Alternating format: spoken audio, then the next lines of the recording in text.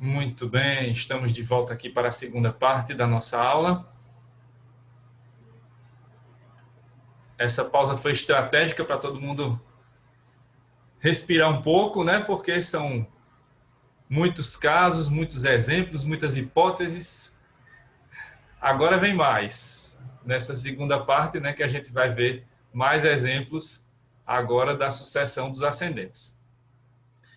Antes de passar para a sucessão dos ascendentes, só uma coisa, né, para ser esclarecida, porque Lara fez uma pergunta no meio ali sobre renúncia da herança, né? Então, só para deixar claro que no caso do herdeiro renunciante, o seu tronco familiar ele desaparece, né?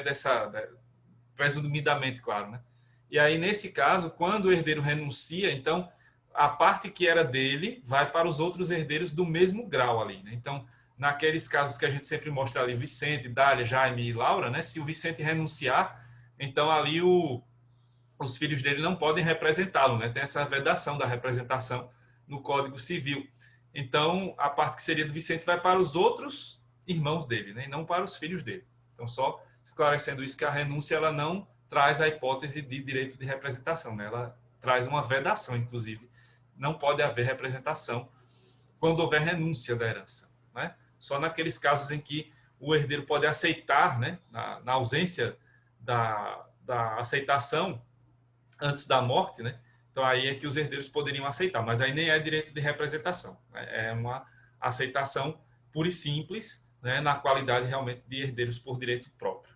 Só deixando mais clara essa resposta. Muito bem, então agora a gente vai para a segunda classe de herdeiros, né? Que é a dos ascendentes. Então vamos agora à sucessão dos ascendentes. Então superamos a sucessão dos descendentes, agora vamos para a sucessão dos ascendentes. Os ascendentes aparecem como a segunda classe de herdeiros, né, pela descrição do artigo 1829, inciso 2, primeira parte, que está lá, né, a sucessão será deferida. Número 2, aos ascendentes. Então, só relembrando, né, o que a gente viu ontem também, da justificativa que a doutrina coloca, né, para que os ascendentes sejam a segunda classe, os ascendentes já possuíram sua oportunidade de organizar sua vida econômica para enfrentar as dificuldades encontradas na terceira idade.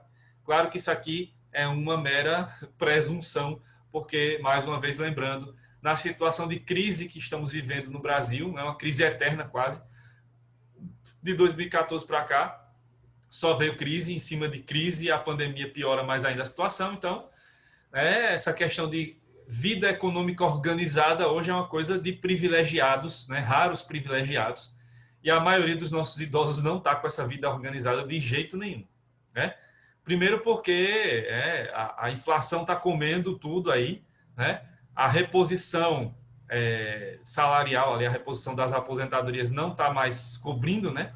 Essa diferença aí da inflação, não está havendo mais aumento, né, de valor do benefício acima da inflação, então que tem a reposição da inflação e olhe lá, todo mundo perdendo poder de compra, com os idosos não é diferente, fora outras tantas regras que têm aparecido aí, e a tendência para nós, né, que ainda não somos idosos, mas um dia chegaremos lá, é de que tudo piore muito mais, porque foram aprovados nos últimos anos reforma trabalhista, reforma da Previdência, que só tendem a piorar ainda mais a situação. Então, essa tendência de organização da vida econômica será cada vez mais um privilégio, né, para pouquíssimos, se as coisas continuarem com essa configuração no Brasil, né? Se esse caminho continuar sendo trilhado pelo Brasil, talvez, né, nem tenhamos mais a aposentadoria quando chegarmos lá à idade, né, necessária para nos aposentarmos. Ou se é que ainda vai ter idade para a gente se aposentar lá, daqui para frente, né? Porque a cada governo que entra é uma reforma da Previdência que vai piorando mais as coisas. Então, não dá para saber como será quando chegarmos lá à terceira idade. Então, é só uma presunção, claro, né? E essa presunção que faz com que os ascendentes, né, não sejam ali herdeiros preferenciais, como a gente viu na primeira parte da aula, os descendentes preferem sempre, né? Então, tem a linha descendente, tem a classe dos descendentes. Eles sempre preferem aos demais. Então, só vai haver a herança para ascendentes se não houver nenhum descendente, se não restar nenhum descendente. Então, nenhum descendente existiu, nenhum descendente está vivo no momento da morte do decujus, aí entram os ascendentes. Né? Como é que funciona a herança dos ascendentes? Aí temos uma regra, e nesse caso a regra é absoluta, né? Não comporta exceções aqui. Herdarão em regra por cabeça. Né? E essa regra é absoluta. A herança por cabeça ela vem aqui como a nossa regra praticamente absoluta.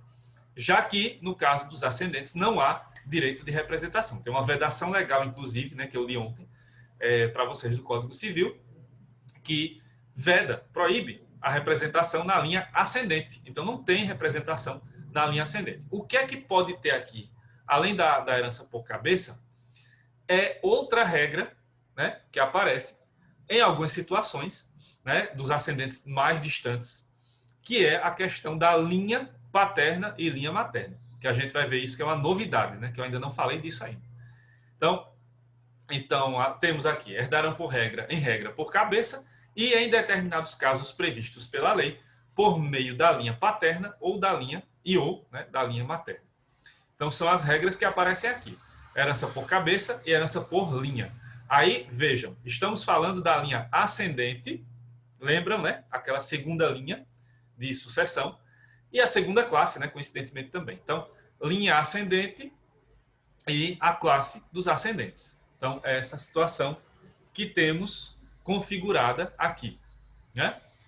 Além da linha ascendente, aqui teremos outras linhas, que são a linha paterna e a linha materna, que eu vou explicar daqui a pouco como é que vai funcionar, né? Para a gente não se confundir com tanta linha chegando aqui. Né? Mas é fácil, é tranquilo. Vocês vão ver que não é nada difícil de entender como é que funciona a linha paterna e a linha materna, até porque elas têm muito a ver com o que nós já falamos no senso comum, no popular, no cotidiano, né? Que são os parentes por parte de pai e os parentes por parte de mãe. É aí que aparece linha paterna e linha materna, certo? Daqui a pouco veremos isso com mais detalhes. Então, só lembrando mais uma vez, não há direito de representação para os ascendentes, é a vedação expressa do artigo 1852 do Código Civil. Então, não há representação. Então, se tem lá pai, mãe, avós. O pai é pré-morto, não tem como os avós paternos herdarem no lugar dele. Essa hipótese aqui está descartada. Não tem possibilidade de direito de representação para os ascendentes. Aí, a previsão legal, né, dos ascendentes, né, que é a questão da preferência da primeira classe, e se não houver nenhum herdeiro da primeira classe, é que vai se chamar os herdeiros da segunda classe. Então, o artigo 1836 deixa isso bem claro na sua primeira parte. Na falta de descendentes, são chamados à sucessão os ascendentes. Então, só se não houver nenhum descendente é que a gente vai chamar os ascendentes. Então, a gente tem que esgotar, primeiro, todas as possibilidades de herança da primeira classe dos descendentes, para depois, né, diante da inexistência, né, de qualquer herdeiro da classe descendente, é que a gente vai para a classe ascendente. Nenhuma hipótese vai haver aqui descendente herdando com ascendente. Isso aí é impossível. Né? Não há como isso existir, porque a gente tem que esgotar, primeiro, todas as possibilidades, né, de herança para os descendentes, para depois disso, vendo que realmente não tem nenhum herdeiro ali daquela classe, a gente passa para outra classe. Então, não há possibilidade de concorrer aqui, né, de estarem herdando juntos, descendentes e ascendentes. Isso não existe. Então, primeiro a gente esgota todas as possibilidades de herança para os descendentes, e aí, diante realmente da inexistência, né, da constatação da inexistência de descendentes, é que vamos passar para os ascendentes, certo? Só lembrando aqui os graus de parentesco, né, dos ascendentes. Isso é a previsão, isso tem como base, né, pelo menos indireta, o artigo 1836, parágrafo 1º do Código Civil.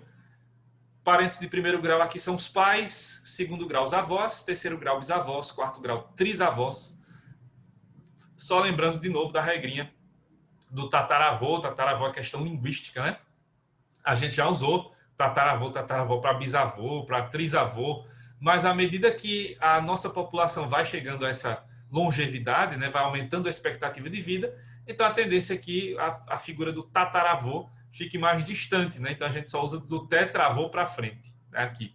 para estabelecer esses graus de parentesco. Então, até o quarto grau vão ficando os pais, os avós, bisavós, trisavós. São os 4 graus de parentesco que mais aparecem, mas como vocês já sabem, tanto no caso dos descendentes quanto no caso dos ascendentes, não há limite, né, de parentesco. O limite vai ser estabelecido de acordo com a configuração familiar que vai sendo estudada.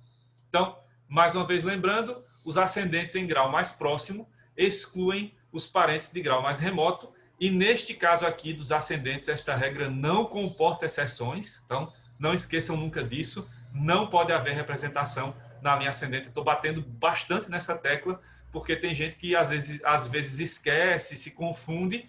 Não se confunda, porque aqui não tem essa exceção. Então, os ascendentes vão levar, na sucessão dos ascendentes, a gente leva à risca, né, a regra da sucessão segundo o grau de parentesco. Então, ascendentes em grau mais próximo excluem os parentes de grau mais remoto. Sempre, aqui, sempre, sem comportar exceções. E o limite de graus de parentesco será estabelecido de acordo com a longevidade e a quantidade de gerações existente em cada família ao tempo da abertura da sucessão. É a mesma coisa que eu falei em relação aos descendentes. Então, quando a gente fala dos ascendentes, é a mesma coisa, mesmíssima coisa. Aqui o que define quantos graus de parentesco existirão vai ser a longevidade, vai ser a expectativa de vida dessa família. E aqui estamos falando, no caso, de pessoas que são mais novas, que vão falecer, né? Então, vai depender de como essa configuração segue aí, justamente no que diz respeito mesmo, né, à longevidade dessas pessoas, porque você pode ter lá o bisavô vivo, o trisavô vivo, né? E aí morreu aquela criança, morreu aquele adolescente, morreu aquele jovem adulto, né? Ou morreu adulto. E aí, essas pessoas é que serão as herdeiras, né, diante da inexistência de descendentes. Então, quem vai ser o herdeiro, quem vai ser a herdeira, vai depender aqui justamente do período de longevidade dessa família, desse tronco familiar, para que possamos ver quem serão os ascendentes, né, que vão herdar esses bens, certo?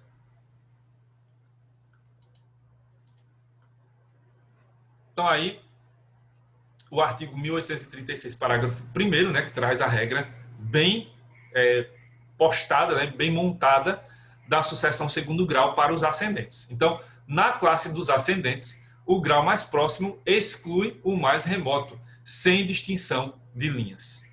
Isso porque a gente vai ver que tem as linhas paterna e materna, mas fica aí bem claro, né? O grau mais próximo exclui o mais remoto. E não tem aquela hipótese, né? Salvo no direito de representação. Não tem aqui. O que aparece é sem distinção de linhas.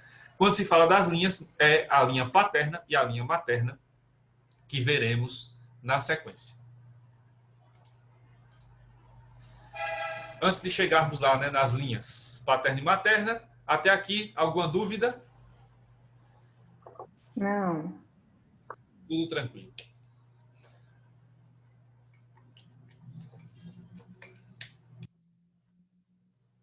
Aqui nessa primeira parte, né, eu mostrei mais para vocês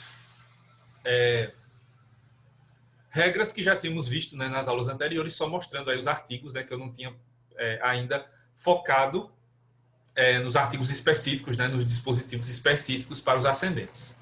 Mas vejam que são regras parecidas, a diferença é que não tem direito de representação. Agora a gente vai para a regra mais específica aqui, né, da sucessão dos ascendentes, que é a questão da sucessão por linha paterna e materna. A sucessão dos ascendentes, como vocês já estão percebendo, ela é fácil, ela é muito tranquila. Ela é mais fácil, inclusive, que a sucessão dos descendentes, porque não tem a representação, né, não tem tantos complicadores. Mas é preciso ter atenção a essa questão, porque é uma regra específica para os ascendentes, né? E ela pode confundir, se você não prestar muita atenção, né? Se você acabar, né, esquecendo dessas diferenças, desses detalhes, porque tem lá linha ascendente e tem essas outras linhas. Então não se confundam com isso, tá? Então esse caso da linha paterna e materna só se aplica aos ascendentes. Então é uma regra específica para eles. Então vamos ver como é que isso funciona, né? Então, artigo 1836, parágrafo 2º do Código Civil, que é a regra, onde está o dispositivo que trata dessa regra. Então, é a regra específica para a sucessão dos ascendentes a partir do segundo grau de parentesco. Então, é bom deixar claro logo isso desde o início. Em relação ao primeiro grau, que são os pais, né, o pai e a mãe, essa regra não vale, tá? Essa regra só vai ser aplicada a partir do segundo grau, ou seja, a partir dos avós. Então, os avós, bisavós, trisavós. Aí é que a gente vai precisar usar essa regra da linha paterna e da linha materna. E ela sempre vai ser utilizada. Sempre vai ser utilizada. Como veremos aí nos exemplos que eu vou trazer daqui a pouco. Então, artigo 1836, parágrafo 2º. O que diz o artigo? O que diz o parágrafo? Havendo igualdade em grau e diversidade em linha, os ascendentes da linha paterna herdam a metade, cabendo a outra aos da linha materna. Então, aqui o que é que vai aparecer, né? Igualdade em grau e diversidade em linha. Então, veja, mais uma vez, o 1836, parágrafo 2º, deixa muito claro, logo de início, não pode haver herança dos ascendentes com diversidade de grau. Veja, havendo igualdade em grau. Então, todos os parentes aqui são do mesmo grau. São o segundo grau de parentesco, avós. Ou, pula, terceiro grau, bisavós. Quarto grau, trisavós. Aí, você tem a possibilidade de agir, né, com essa regra. Então, primeira coisa, tem que ter igualdade em grau. Mais uma vez, lembrando, não pode haver diversidade de graus na sucessão dos ascendentes. Então, havendo igualdade em grau, são avós apenas, bisavós, trisavós. E aí, a diversidade em linha, que é o que a gente vai ver, né? A diversidade em linha. Linha paterna, linha materna. É isso que quer dizer aí, né? Então, os ascendentes da linha paterna herdam a metade, cabendo a outra metade aos da linha materna. Então, a gente sai da sucessão por cabeça, quando houver essas situações, e vai aplicar a sucessão por linha. E a gente divide a herança sempre pela metade. Metade vai para uma linha, metade para outra linha, tá? As linhas são linha paterna, linha materna. Como saber? Muito fácil. A linha paterna é o que a gente sempre chama, são os nossos parentes por parte de pai. Linha materna são os nossos parentes por parte de mãe.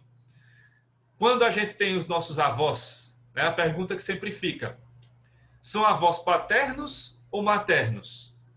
Isso é o que está se perguntando sobre a linha, né? Então, eu tenho avó materna, então eu tenho uma avó por parte de mãe. Você tem avós por parte de pai, então são os avós paternos. E assim vai, certo? Então, a partir dos avós, né, dos avós em diante, a gente sempre tem essa distinção. E a gente até usa mesmo no nosso cotidiano, né, no senso comum. Só que a gente não está acostumado, né, a fazer essa divisão por linhas. Mas ela existe, né? Já existe até no nosso inconsciente coletivo. Então é fácil. É só levar em consideração a existência dessas linhas e sempre levar em consideração como isso vai ser, como isso vai resultar, né, na divisão da herança. Sempre divide-se pela metade, né? Por linhas, são duas linhas, então divide-se por 2 a herança. Metade vai para uma linha, metade vai para outra linha. Vamos ver que não é difícil, é bem fácil. É só realmente sempre lembrar dessa distinção e que, nesses casos, a sucessão por cabeça não vai se aplicar, porque aqui vamos usar a sucessão por linha. Agora, por que usar a sucessão por linha, né? Tem alguma razão? Tem. A doutrina explica, né, por que se usa essa regra. Nestes casos, a herança será dividida sempre pela linha, já que há uma presunção de que os ascendentes mais distantes, os avós, bisavós, trisavós, estão casados por meio do regime da comunhão universal de bens. Desta forma, não haveria necessidade de divisão da herança por cabeça. Vocês lembram, quando estudaram lá Direito das Famílias com a professora Marília, que antes, acho que da lei do divórcio, né, ali por volta dos anos 70, até os anos 70, o regime de bens que era o padrão no Brasil era a comunhão universal de bens. Então, o que se coloca aí nessa presunção é de que, geralmente, né, esses nossos parentes mais distantes, os nossos avós, bisavós, trisavós, eles se casaram por esse regime de bens. Então, presume-se, né, que há uma comunhão universal de bens e que não haveria necessidade de se fazer a distinção, né, entre os herdeiros por cabeça para que cada um receba a sua parte. Só que essa presunção, ela já está começando a ficar caduca, né? Porque de lá para cá já se vão o quê? Né? 30 e tantos anos de Constituição, né? Já vamos chegando aí. E temos também a situação, né, de que cada vez mais pessoas, né, desde lá, as leis dos anos 70, 80, antes mesmo da Constituição, já se colocava a comunhão parcial de bens como uma possibilidade. E hoje, né, já há muito tempo, né, não de hoje, a comunhão parcial é a regra. Então, a tendência é que cada vez mais famílias tenham casais, aí, avós, bisavós, com o passar do tempo, que já não estejam mais casados, né, pela comunhão universal de bens. Aí fica a dúvida: será que vai ser preciso atualizar a sucessão por linha mais à frente? Pode ser que exista essa possibilidade. Mas, como vocês já estão percebendo, né, o direito das sucessões não muda quase nada, né, do século passado para cá. Então, ter uma nova lei sobre isso é muito difícil, né, de pensar. É exercício de futurologia. Então, não vamos pensar no futuro, vamos pensar no presente, né? Por enquanto, não tem essa tendência e a gente vai aplicando a sucessão por linha, mesmo sabendo que é uma presunção que, né, com o passar do tempo, cada vez menos vai ser comum a gente ter isso, né? Essa configuração de casais aqui sempre, né, casados pela comunhão universal de bens, certo? Mas é essa presunção que a doutrina traz para explicar a razão pela qual existe essa regra da sucessão por linha paterna e materna. A herança, quando dividida por linha, né, será dividida em duas partes, uma para cada linha, né, como eu já mostrei aqui, estou tentando mostrar com as mãos, né? Então, uma parte, metade vai para a linha paterna, metade para a linha materna. Mesmo que só exista um ascendente daquela linha, este ou esta receberá todo o quinhão destinado àquela linha. Então, veja, só vai ter um resquício de herança por cabeça quando tiver só um ascendente. Aí ele recebe tudo daquela parte, né? Então, não vai ter sucessão por cabeça, ele recebe tudo. Só vai ter sucessão por cabeça aqui quando sobrar só um ascendente de cada lado. Aí, realmente, né, metade para cada um, né, que seria já o direito próprio de cada um.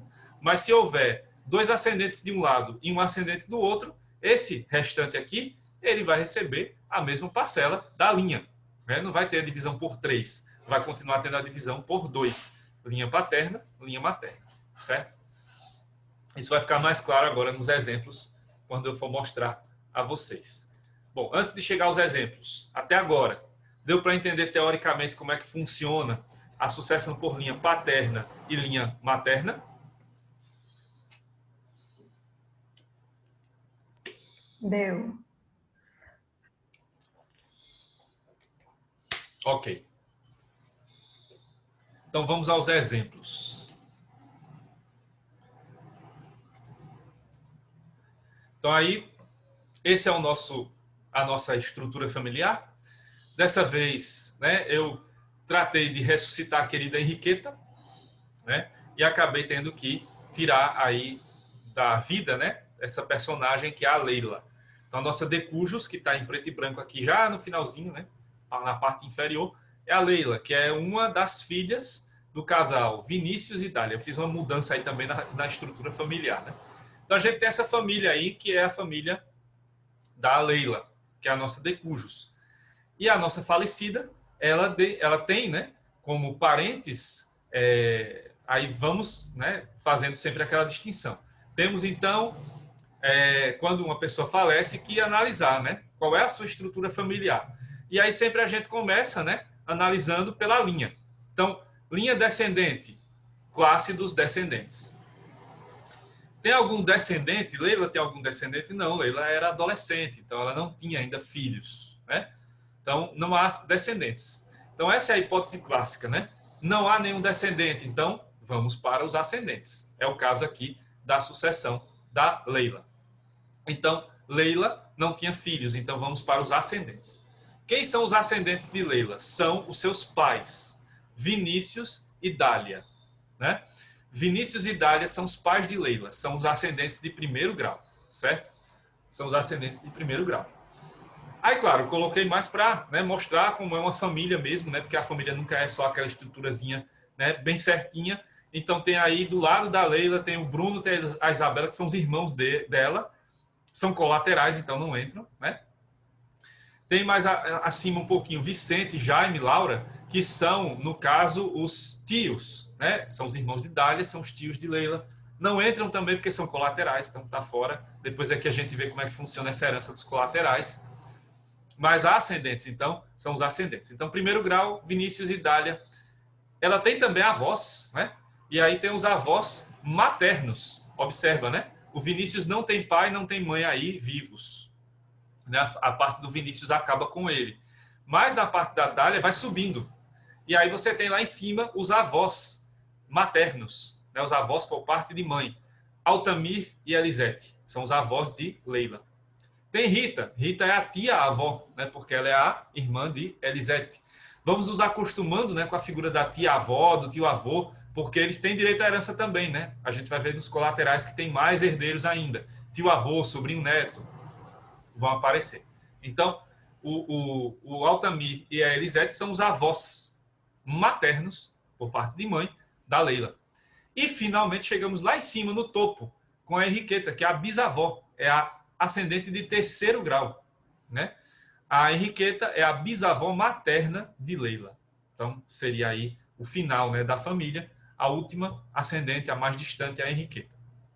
Mas veja, a regra aqui é qual? Parentes mais próximos excluem os mais remotos. Sem exceção. Aqui não tem representação. Então, passa a linha vermelha aí, traçando, né? Distinguindo quem tem direito à herança de quem não tem, entre os ascendentes. E aí nós temos Vinícius e Dália, que são os herdeiros de Leila.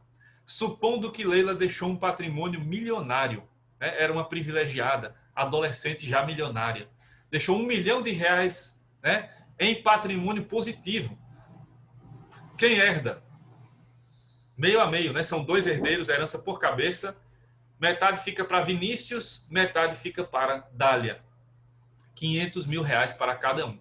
Então, essa é a solução aí do primeiro caso, né? Então, Leila faleceu, deixa a herança para os seus pais, metade da herança para Vinícius, metade da herança para Dália, 500 mil para cada um, certo? Primeiro exemplo, bem tranquilo, sempre é o caso mais fácil, né? Vamos a mais um caso. Exemplo 2. No exemplo 2, temos a seguinte configuração. Leila, que continua sendo a nossa decujus principal, e o Vinícius acabou falecendo, né? Então aí temos, Leila faleceu em 20 de abril de 2021. E o Vinícius já tinha falecido em 5 de maio de 2020. Como a gente já tem visto aqui, essa questão da pré-morte, pós-morte, isso aqui não interessa tanto, né? A pré-morte principalmente, porque aqui não há direito de representação. E nem se houvesse, né? Aqui não teria como, porque o Vinícius não tem ascendentes, né, acima dele. Então, isso não interessaria. Então, nesse caso aí, nós temos a seguinte configuração. Leila faleceu, o pai dela também já é falecido, sobrou quem? A única ascendente, Dália. Então, tudo que Leila tinha vai passar para a sua mãe, né? Dália é a única herdeira, a única e exclusiva herdeira de Leila, certo? Por ser a única ascendente em primeiro grau. Então, Dália é a única herdeira de Leila nesse nosso exemplo número 2. Tá dando para acompanhar, pessoal? Tudo certo até aqui? Sim. Beleza. Então, vamos seguir aqui. Exemplo 3. Agora, quem é a falecida aqui, além da Leila, né, que é a nossa decujus principal, não deixem de segui-la, né? Então, Leila continua sendo a nossa decujus principal. Mas agora, quem morreu foi a Dália, a mãe dela. Então, você tem aí a seguinte situação. Leila faleceu em 20 de abril de 2021 e Dália faleceu alguns dias antes, no dia 8 de março de 2021. E agora? Bom, Dália tem uma família longa, né, acima dela. Elisete, Altamir, Henriqueta. Todos são ascendentes ainda da Leila e também são da Dália.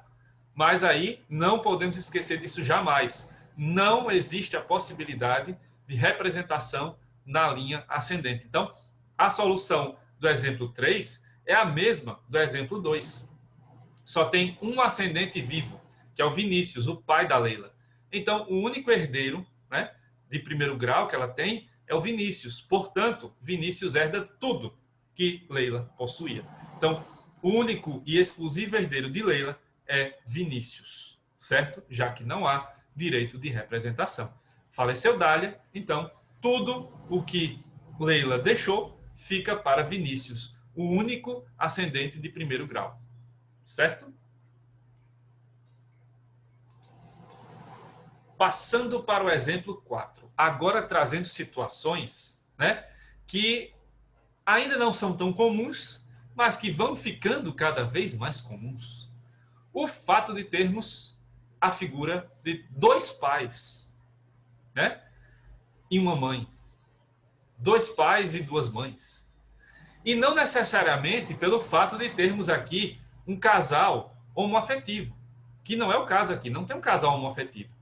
Continua sendo o casal Vinícius e Dália, mas tem o Vicente. E aqui podem ser algumas podemos ter, né, algumas configurações. Por exemplo, o Vicente é o pai biológico, mas o Vinícius é o pai socioafetivo, né?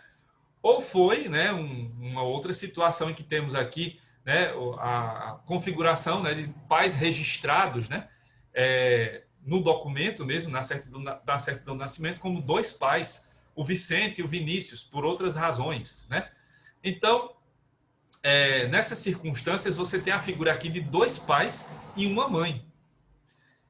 Todos são ascendentes. E agora o falecido não é mais a Leila, né? É o Bruno. O Bruno é o falecido. E aí você tem dois pais do Bruno, né? E a mãe, Dália. E aqui, como é que funciona isso? Né? Bom, são todos ascendentes do mesmo grau. Né? Primeiro grau do parentesco. Então, todos eles herdam por cabeça. Então, você vai dividir a herança do Bruno em três partes. Né? Fica um terço para o Vicente, um terço para o Vinícius e um terço para a Dália. Não tem linha paterna e materna no primeiro grau, né? Como eu falei para vocês. Então, aqui, divide por cabeça. Né? Então, pode haver esses casos, sim, né? Aquela situação de filiação biológica e socioafetiva. Se isso é devidamente reconhecido, entra aí nessa situação. E aí, nesse caso, não é a família homoafetiva. Não é. Né? Aí você tem realmente dois pais por conta da questão do registro. Né? Pode haver os dois pais, claro, né? Eu já falei aqui do casal homoafetivo, mas essa não é a situação. Poderia também ter os dois pais aí por ser um casal homoafetivo. Não tem problema. Seria dividido da mesma forma. Certo? Exemplo 5. Aí, ó, aparece mais uma mãe. Né? Aí é o registro com dois pais e duas mães. Que podem ser aqui, então, o pai biológico, o pai socioafetivo. A mãe biológica, a mãe socioafetiva. Tudo isso registrado lá na certidão de nascimento do Bruno resulta em ter dois pais e duas mães. E essa herança se divide como? Por cabeça. São 4 pais, né? 2 pais e 2 mães, divide por 4. 1/4 da herança, 25% para cada um. E aí fica a herança dividida dessa maneira, já que por grau de parentesco não tem a sucessão por linha, né? No primeiro grau, né? Então, continua havendo a herança aqui certinha, né? Por cabeça, dividindo pelo número de herdeiros existentes. Então, são 4 ascendentes de primeiro grau, divide-se a herança em 4 partes iguais, certo? E aqui também, independe de ser casal ou homoafetivo, né?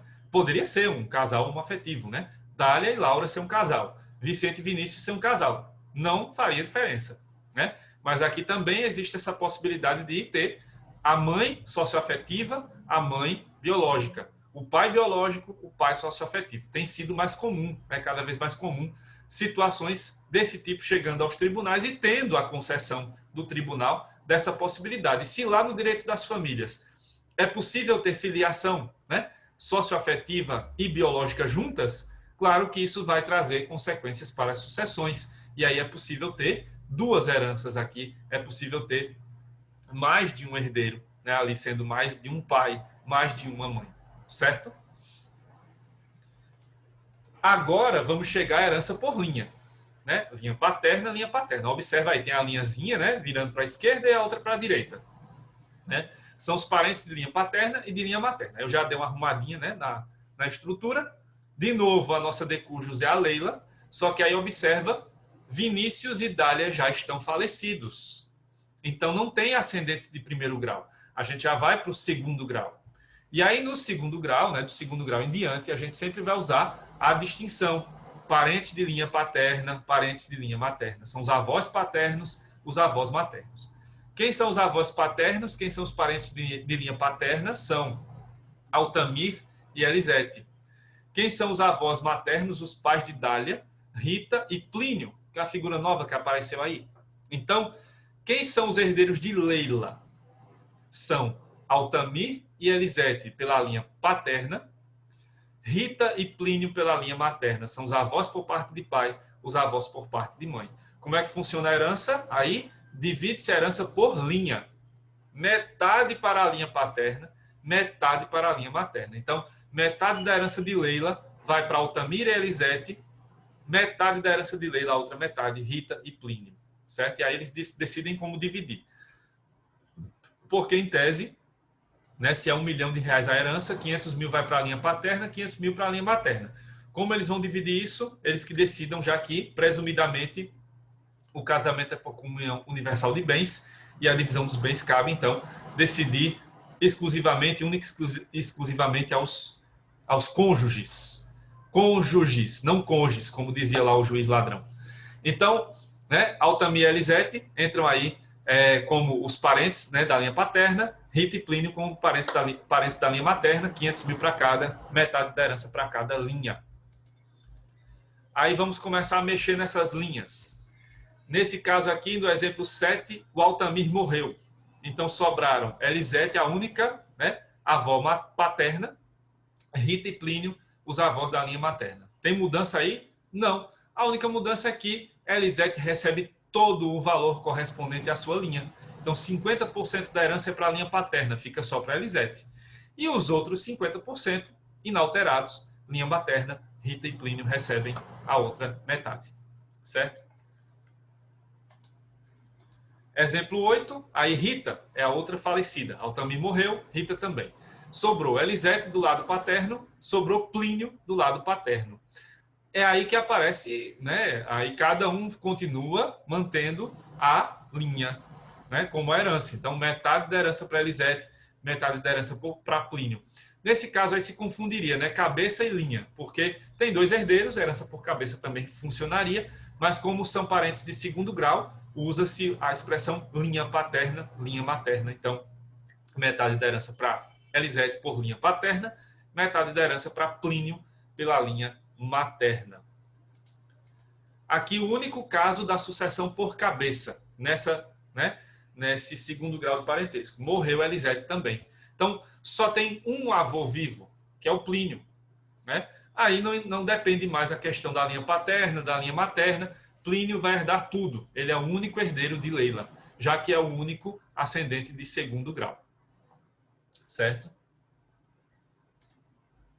Os irmãos não recebem porque são colaterais. Exatamente, não esqueçam disso. Então, aí só para, né, figurar, mas não tem direito à herança por serem colaterais, né? Porque a gente sempre vai levar em consideração os ascendentes. Enquanto houver ascendentes, a gente vai buscando ali os ascendentes para herdar. Os irmãos ficam só olhando, não têm direito à herança, né? São parentes, mas não são herdeiros nesses casos.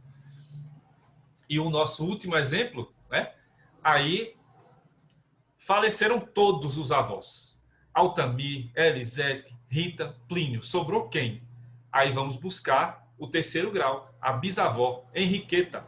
Então, Henriqueta é a única bisavó, né, de linha paterna, mas isso aí não vai interessar tanto, porque é a única herdeira. Então, nesse caso, Henriqueta herda toda a herança de Leila. É a única e exclusiva herdeira. Então, nesse caso, chegamos ao terceiro grau e Henriqueta será a única e exclusiva herdeira de Leila. Certo, gente?